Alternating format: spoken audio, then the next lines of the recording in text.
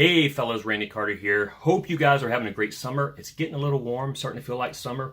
Hey, the day is the 25th. I'm in Proverbs 25, and the verses that, actually two of them, that kind of spoke to me today is verse 21 and 22. They say this is from the Message. If you see your enemy hungry, go buy him lunch. If he's thirsty, bring him a drink. Your generosity will surprise him with goodness, and God will look after you. The second one that I want to kind of read as well is the Voice, and it says something very similar, but I like also what it says. It says, if your enemy is hungry, give him something to eat. If he's thirsty, give him something to drink. For your kind treatment will be like heaping hot coals on his head. It may cause a change in heart, and the Eternal will repay you. Wow.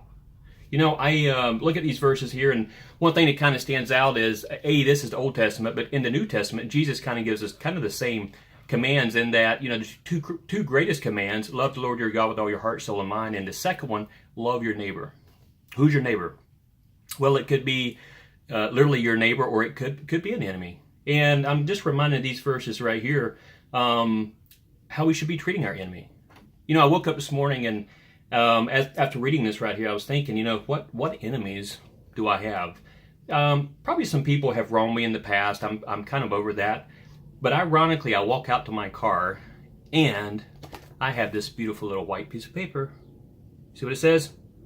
Parking violation. I now have an enemy. I'm just kidding. That was my own fault. Parking where it says not to park. The problem is I took off today and I had no clue what day it was. I had no clue what week it was. And the fourth Friday, you don't park there. I parked there. I got a ticket. She's not my enemy. But I do have, and I have had enemies in the past.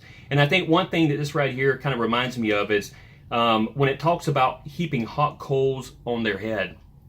I'm thinking of a refiner who uses, you know, hot coals or heat in order to change some raw material into something beautiful. And I think in a way, this right here is reminding us that we can do the same thing. Our enemies, if we actually just treat them with kindness, who knows what their heart will do?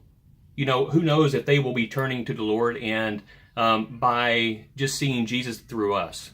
So, you know, one of the things I hope to do today is, you know, grab a cup of joe, grab some lunch, sit down and just kind of resonate on this. And I hope you'll do the same. If there's somebody that, maybe it's a friend, maybe it's a coworker, maybe it's just a long lost friend that's wronged you at some point in time, that you'll be reminded that what Jesus did for us on the cross.